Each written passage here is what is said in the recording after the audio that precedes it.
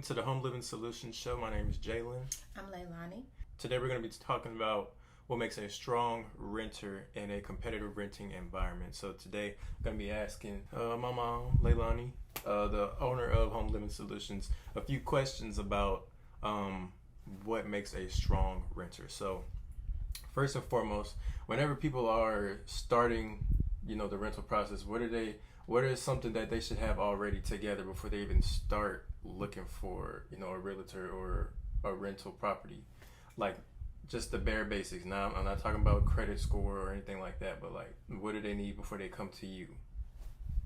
That's what they need before they come to me. Really? They need to really have their focus on their credit. You need to make sure your credit is at least a 600 credit score, because a lot of times landlords are going to not approve you. And if it's lower than 600, they're going to ask you to pay a double deposit. And you don't have to pay a double deposit because a lot of times rental properties are $1,500, $2,000 and up. So the rent is the same, but price is the deposit. So if you're paying $1,500 for rent, then your deposit is also going to be $1,500. So if you have to pay double deposit, that's $3,000 plus the $1,500 for the monthly rent that you're going to have to pay. So you want to make sure your credit is at least a 600 or above before you even start the rental property, looking for a rental property. And you want to make sure that not only your credit is good, but you have good rental history. At least a year of rental history. Some owners want you to have at least 2 years or 5 years of good rental history. No late payments, no credit card late payments, any of those type of things, and good stable job history. Now you can be just starting at your job if they can give you a letter, your offer letter, showing that you will be starting on this date, and it shows the amount of money that you're going to be making. They will accept that. But if you don't have that, you really need to have stable job history, at least a year worth of working with the same company, so they can see how if you're going to be on your job long enough, and if you can afford to live in that property. So you're saying you need good credit history of a 600 or better. That's ideal, right? And of course, everybody doesn't have a 600. So you're saying in that case, there are things you can do, but right, credit history, good rental history. You got to have enough money for a deposit, right, and the first month's rent, right. Which you said is usually between $1,500 and $2,000, for the average rental property. On average. Okay, so with that being said, you're saying credit is literally like the most. Is that the most important factor for a landlord looking for? Yes, because the credit tells them how you pay your bills on everything. If you pay your rent on time, if you pay your bills on time, your utility bills, if you have any medical bills that you haven't paid, anything that you have late payments on, they can see that.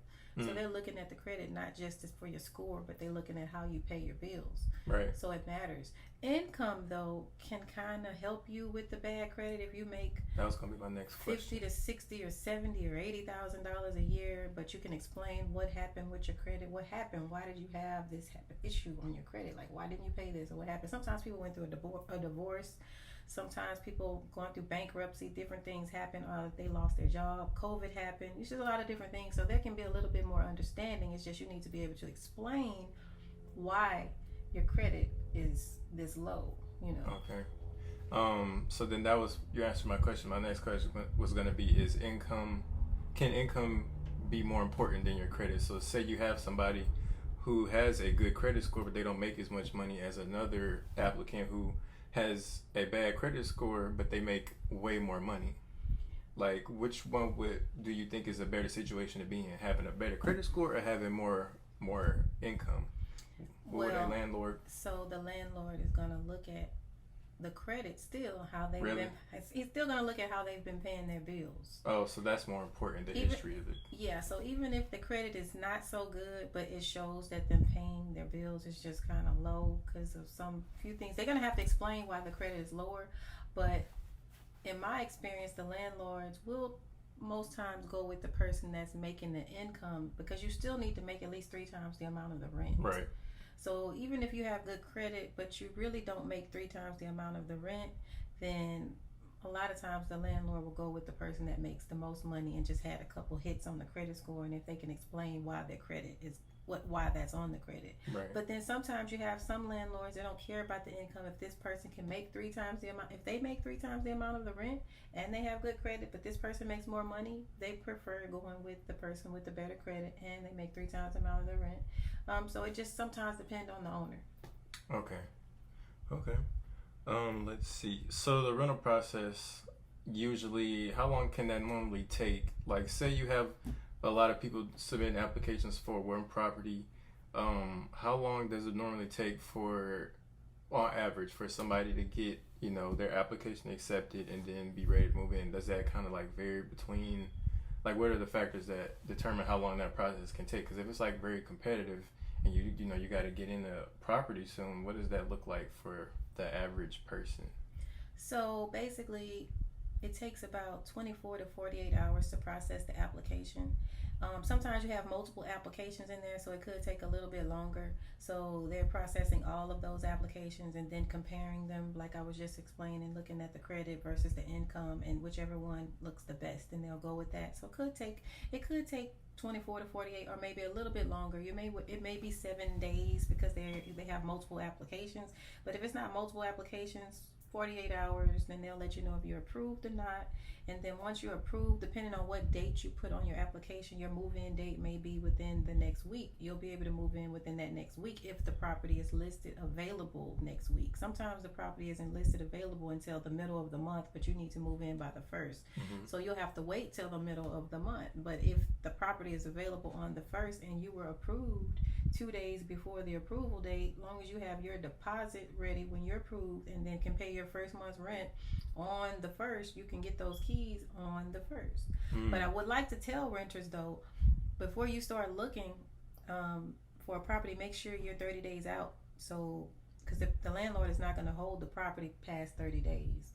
So if you are wanting to move in October, but we are in, August still, then they're not going to hold the property for you. So you would have to wait at least till September 1st before you start looking for a rental property. So then once you go through the process and you tell them you're not ready to move to October 1st, they can hold it for 30 days. Outside of that, then it's a waste of time for the realtor having you show all these properties, and then when you get ready to put in the application, they're not going to hold it past that date that you want to move. So you want to wait 30 days.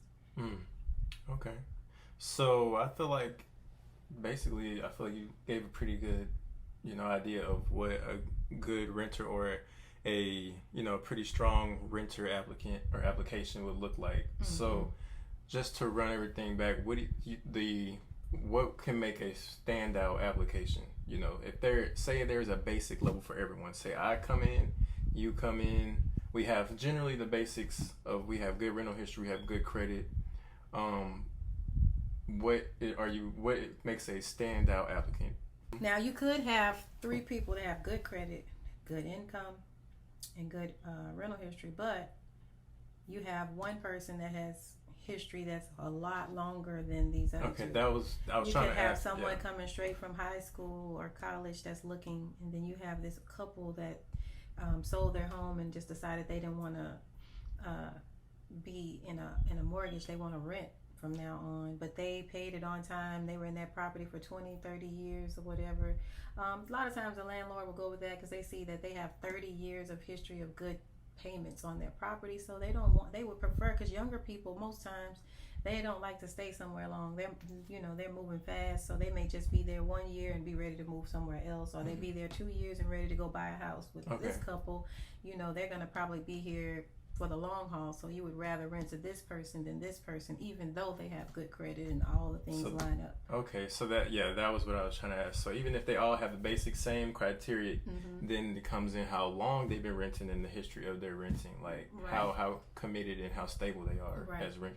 Okay, that makes sense. Right. Okay. So I think you pretty much gave a pretty good rundown of what makes a strong applicant in a competitive rental market. And on that note, do you have anything else that you want to add to this video before we go? Yes, I would like to say, make sure if you are in the market for renting, buying, or selling, actually, contact Home Living Solutions. If you are in Houston, Texas, it's Home Living Solution without the S.com.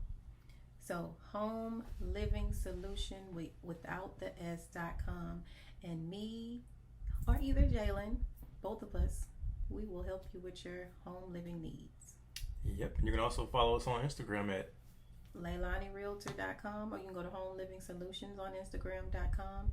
I'm sorry. You can go to Leilani Realtor on Instagram or Home Living Solutions on Instagram. Yep. And on that note, you could find me on Home Living Solutions website, or you can find me on the Home Living Solutions Instagram. So that's right. On that note, we will see you guys in the next video. Thank you guys for watching. Bye.